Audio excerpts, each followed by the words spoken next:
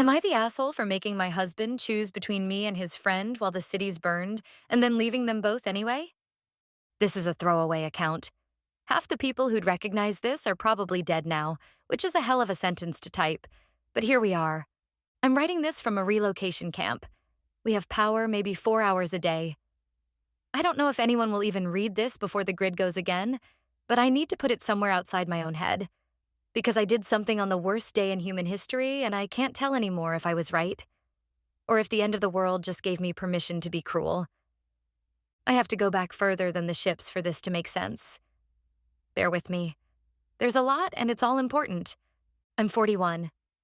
I was married to Aaron for 11 years, together for 13. He's 39. I need to tell you about the marriage honestly. Not the bitter divorce version, and not the rosy dead version. Because the truth is somewhere in between, and the in-between is the whole point. We were good. For a long time. Genuinely. We met in our late 20s. We built a life. We had the in-jokes and the routines and the shorthand. I'm not going to pretend it was a sham from the start, because it wasn't. And pretending it was would let me off the hook in a way I haven't earned. I loved him.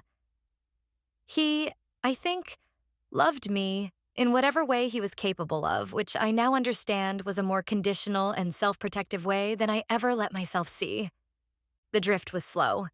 That's how these things go. There's no single day. Around year 8, things started getting quiet in the way that isn't peaceful. It's just absent. He worked late more. He picked up running, got really into it, joined a club, lost a bunch of weight, bought new clothes. And I, like an idiot, was happy for him. I thought my husband was getting healthy. I did not think my husband was getting ready. Here's the part I'm most ashamed of, and it's not the part you'd think. It's the money. About 2 years before we split, Aaron took over our finances.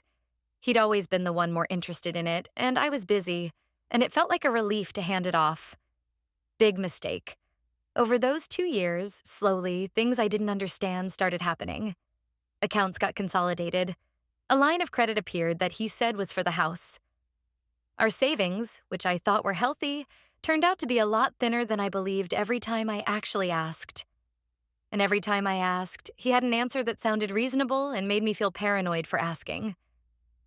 He'd say I was being controlling, or that I didn't trust him, and because I didn't want to be that person, I backed off. Every single time. For 2 years, when we finally separated, I found out how bad it actually was. He'd been spending. Restaurants, hotels, running trips, a whole shadow life of expenses I'd been told were one thing and were actually another. He'd quietly run that line of credit way up and structured things so that on paper, a lot of the debt looked joint and a lot of the assets looked like his. I'm not an idiot, but I'm not a forensic accountant either, and he'd had 2 years and my own guilt about not trusting him as cover. The financial betrayal actually landed before the romantic one did, because I found the money trail before I understood what the money had been for. So that's the soil. Now the split itself. 6 months before the ships, Aaron sat me down and gave the speech. He wasn't happy. He'd grown in a different direction. He loved me but wasn't in love with me. All the lines, the prepared ones, the ones that sound like they came off a website. And the thing he swore up and down, looking me dead in the eye, was that there was nobody else. I asked him directly. More than once. Because everything in my body said this had a shape, that people don't just calmly deliver a divorce speech out of nowhere unless they've already got somewhere to land. He looked at me every time and said, "There's no one. I would never do that to you." I believed him. God help me. After the money, after everything, I still believed him on that one. Because I needed the marriage to have failed cleanly instead of having been stolen. And here's where the friend comes in. And this is the part that still takes the wind out of me. There was this guy, Marcus. He was 36. Marcus had come into our lives maybe a year and a half before, through the running club. I liked Marcus. He came to our dinners. He and Aaron had that easy buddy thing. And when I moved out, into a sad little studio across town while Aaron kept the house. Because of course Aaron kept the house, Aaron kept everything. That was the whole financial setup. Marcus helped me move, helped me carry boxes down the stairs of my own marriage, smiled the whole time, told me he was sorry it didn't work out, that I deserved to be happy. I never suspected him, not for 1 second. And I want to be honest about why, because it matters for the rest. Aaron had only ever been with women. In 13 years, I'd never seen a flicker otherwise, and Marcus was a man. So my radar, which was up, which was scanning hard for the someone else, was looking for a woman. A coworker, a runner, somebody from the club. A her. It was never going to land on the smiling guy carrying my couch. He wasn't in the category of people I was watching. He was a helper. He was a friend. So the divorce dragged. And it was not civil. I want to correct the record on that because I think I'd told myself a nicer story. We fought. Constantly. Over text, over email, through a mediator we couldn't afford. The money made it vicious. I was trying to claw back what I could prove was mine. He was stonewalling. His story about the debt kept shifting, and every conversation turned into a knife fight. The week before the ships came, we'd had a screaming phone call that ended with me telling him I hoped I never saw his face again, and him telling me I was impossible, and this is why, and hanging up on me. That was the state of things. Weeks separated, still legally married, actively at war. The last words between us, hateful. That's where we were when the sky changed. You all know. You were there, wherever you were. I'm not going to describe what it looked like when they came down over the cities, because if you're reading this, you saw your own version, and yours was probably worse than mine. I'll just say I was in my sad studio when the emergency alerts started stacking on top of each other and the sky did the thing.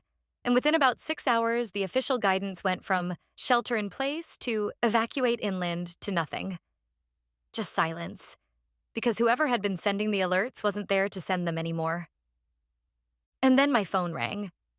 And it was Aaron, the man I'd told 8 days earlier that I hoped I'd never see again. And I almost didn't answer. I want you to understand that. I stared at his name lighting up while the world ended, and my first instinct was no. But you don't, do you? Not at the end of everything. I answered. And it was the old Aaron. Or it sounded exactly like him. Scared. Fast. Are you okay? Where are you? None of the divorce stuff matters now. I'm coming to get you. We stick together. And I broke. 13 years is 13 years, and 8 days earlier we'd been screaming at each other. But now the world was literally on fire, and the only voice on my phone was the one I'd built my life around, telling me we'd face it together. I cried. I said yes. Come get me. And here's the practical reality underneath the emotional one. The thing that made saying yes not just sentiment. Aaron had everything. In the divorce, he'd kept the house. And the house had the garage. And the garage had the truck, the camping gear, the water filtration, the fuel cans, the generator. All of it. The entire infrastructure of survival because he'd kept the marital assets, and I'd gotten a studio and a sedan with half a tank.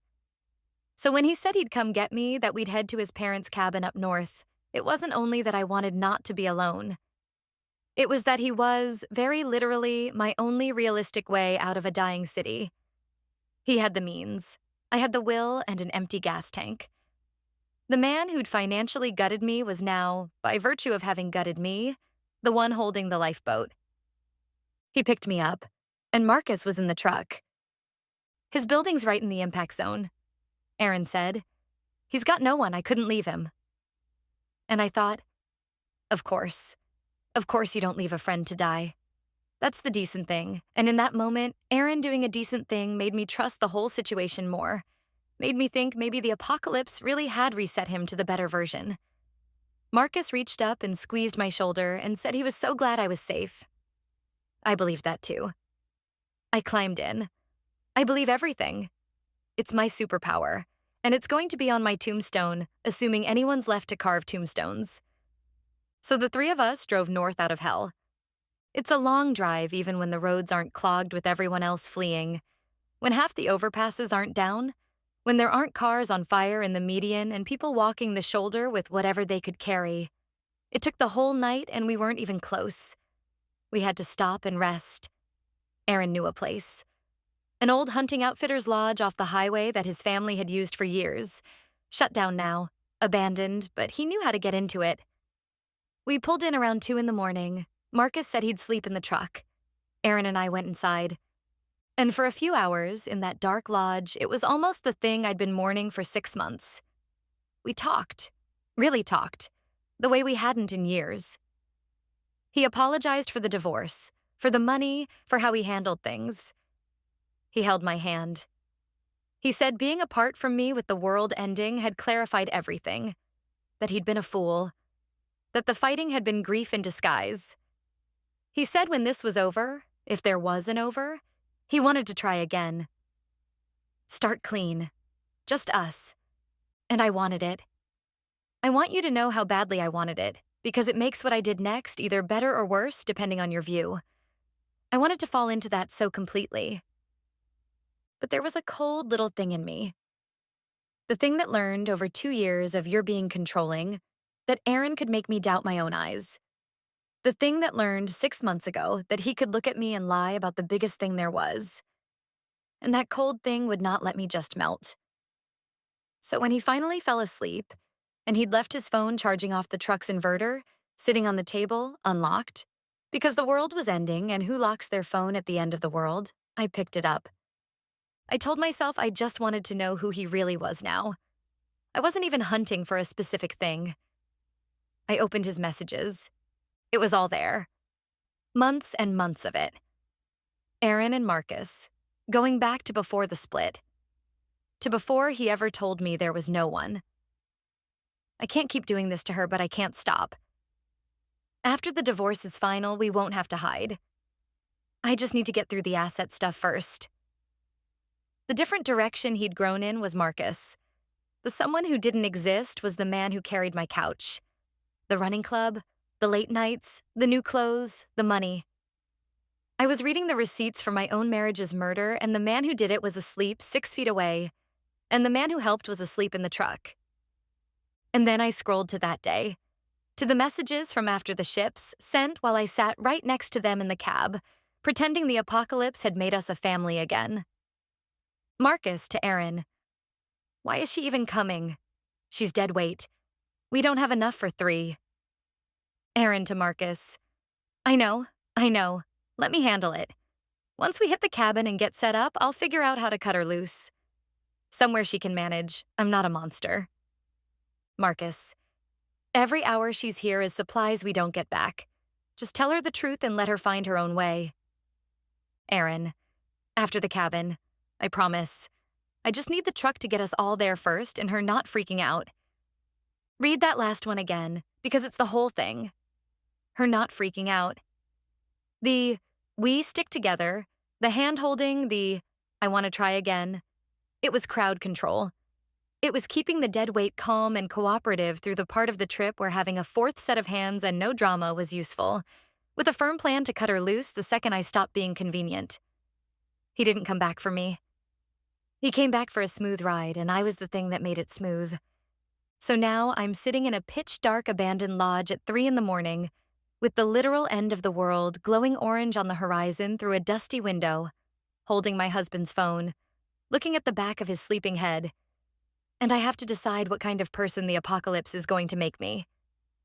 Here's what I did. I turned on the lantern. I woke them both up, went out and banged on the truck window for Marcus, brought him in.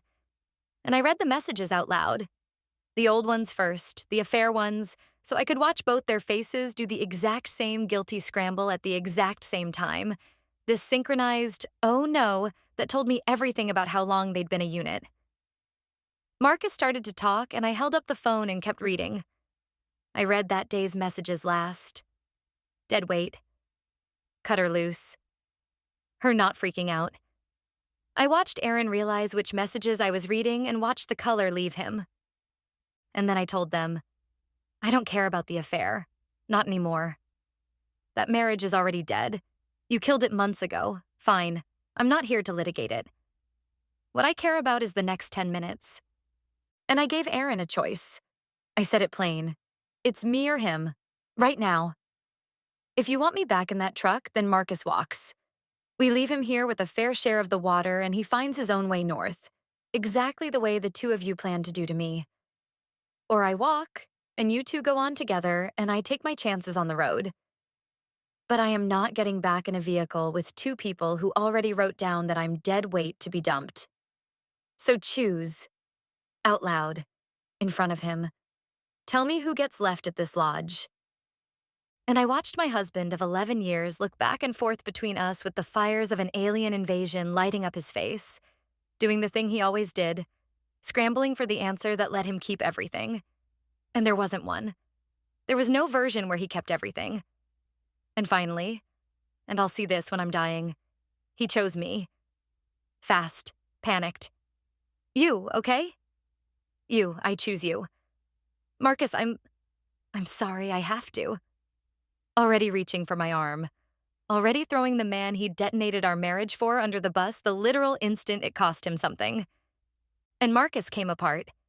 Started screaming. You promised me, you promised. After everything, you're picking her? You don't even love her, you told me you. And Aaron screaming back, what was I supposed to do? She has the phone, she has. And then catching himself. And it was too late because he'd just said the quiet part. He'd just admitted that I choose you was about the phone, about the leverage, about who had the upper hand in that exact second. And the two of them stood in that lodge tearing each other to pieces. All of it came pouring out. Every lie they'd told each other. The promises Aaron hadn't kept. The things Marcus had given up. Both of them betrayer and betrayed at once. Both crying. Both vicious. The two people who had spent a year and a half lying to me. Finally just lying to each other. And I stood there and watched it. And the cold thing in me did the final piece of math. Because Aaron choosing me meant nothing. I understood that completely, watching them scream. He chose me because I was holding the phone and the keys and the leverage in that 1 minute. The messages were proof, black and white. That day's date, that the instant the leverage flipped back, the instant we hit the cabin and I was useful as nothing again, he'd handle it. He'd cut me loose somewhere I could manage. His choice wasn't love, and it wasn't even loyalty. It was just whoever had the upper hand that minute. I would spend the entire rest of the apocalypse, however long any of us had, being whichever option was currently most convenient to Aaron. And the only thing worse than facing the end of the world alone is facing it next to someone you have to outleverage every single day to keep from being abandoned in a ditch. So I took the keys. They were on the table where he'd set them. While the two of them were nose to nose, screaming about who'd betrayed whom worse, I picked up the truck keys and a pack I'd already quietly loaded with water and the filtration and a fuel can. And I walked out, and I got in the truck, and I started it, and I drove. The last thing I saw in the mirror was the two of them spilling out the lodge door into the orange light, both still crying, turning to yell at the truck, at me, at each other. I genuinely couldn't tell which anymore, and I didn't slow down to find out. So that's it. I left them both. At an abandoned lodge. In the middle of nowhere. During an alien invasion with the cities burning behind us, I made my husband make an impossible choice, and then I rejected the outcome and took the only vehicle and left the man who rescued me, and the man whose only crime in that final second was being the one Aaron picked second. So, am I the asshole? First edit. A lot of you are asking if I left them with nothing. No. I left the rest of the water, all the camping gear except the one filtration unit and a fuel can, and we genuinely weren't that far, maybe a day's walk from a marked relocation point we'd passed signs for. I took the truck because the truck was the one thing that made me safe, and because the truck was the exact thing they were going to use to strand me. They were not helpless. They were inconvenienced. After 2 years of being told I was controlling for asking where our money went, I've made my peace with inconveniencing them. Second edit. To everyone saying you don't leave anyone during an apocalypse, that it makes me as bad as them, read that day's messages again. Their plan, in writing, with that day's timestamp, was to leave me. I just did it first, and did it to their faces with the lights on, instead of with a smile while I helped carry the boxes. Third edit. Yes, taking the truck was technically stealing. He took the house, the garage, 2 years of our savings, and structured the debt so I'd carry it. He kept everything in the divorce. I kept the truck in the apocalypse. I consider the estate settled. There are no courts anymore. There's barely anyone to bring a suit. Fourth edit. For the people asking how I didn't know about Marcus, I've been over this in my own head 1,000 times. I was watching for a woman. I'd never once in 13 years had a reason to watch for a man. Marcus wasn't a suspect. He was a witness. He was the nice friend who felt bad for me. That's exactly why it worked. The best place to hide the other person is in the category of people the spouse has decided are safe. Update. They're alive. I found out about 10 days later, here at the relocation camp. Marcus is actually here, 2 rows of tents over, and we have this deeply strange silent treaty where we both pretend we can't see each other across a refugee camp at the end of the world. He and Aaron made it to a relocation point on foot, like I figured they would when I left them the water and the gear. So nobody died. I need that on the record for my own sleep, and it's true. And here's the part that I think is the actual answer to the question I came here asking. They're not together. They split the day they reached safety. Of course they did. The entire thing between them was built on the secret. The lying to me, the planning, the after the cabin, the shared project of managing the dead weight. The second it was just the two of them, in the daylight, safe, with nobody to deceive and nothing to scheme toward, there was nothing underneath it. There was no relationship. There was a conspiracy, and a conspiracy needs a target, and I'd removed myself as the target by driving away. Word filtered back through the camp, because camps are just high school with more death. Everyone knows everything. That Marcus has been telling people Aaron turned out to be someone he didn't recognize. Yeah, welcome, Marcus. There's a support group. We meet never because we're all too tired. So here's where I land. Was I the asshole for staging the choice? Probably, yeah. It was cruel, and I knew it was cruel.